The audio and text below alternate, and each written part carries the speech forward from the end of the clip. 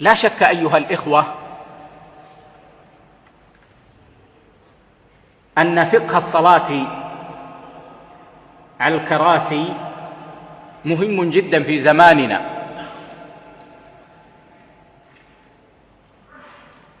فإذا كان الإنسان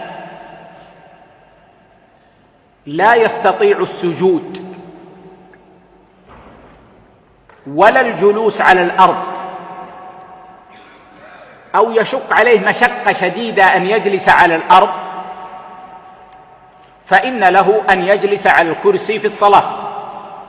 وإذا كان لا يستطيع القيام ولا يستطيع أن يجلس على الأرض أو يشق عليه ذلك مشقة شديدة، فإن له أن يصلي جالسا على الكرسي.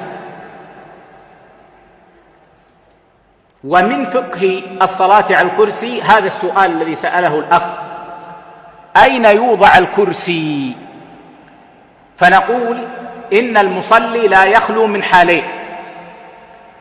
الحالة الأولى أن يصلي قائما ثم يجلس إذا نزل من الركوع، بعد أن يرفع من الركوع ثم ينزل ليجلس، يسجد ثم يجلس على الكرسي.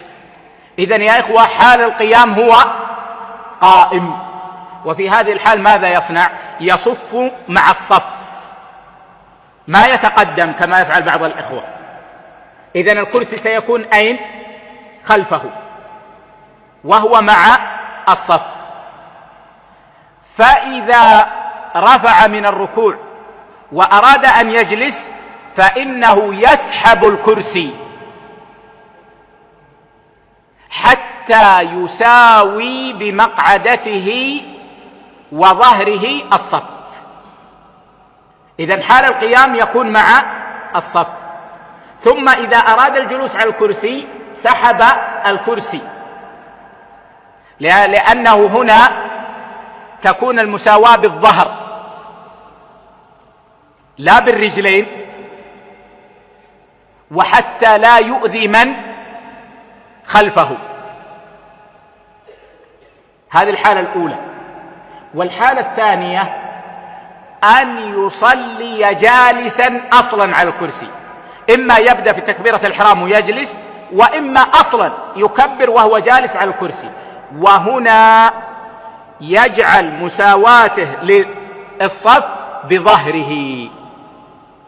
بظهره، فيكون الكرسي متقدما، يعني تكون رجلاه متقدمتين، وأول الكرسي متقدما وظهر الكرسي مع الصف، بحيث يكون ظهره مساويا للصف.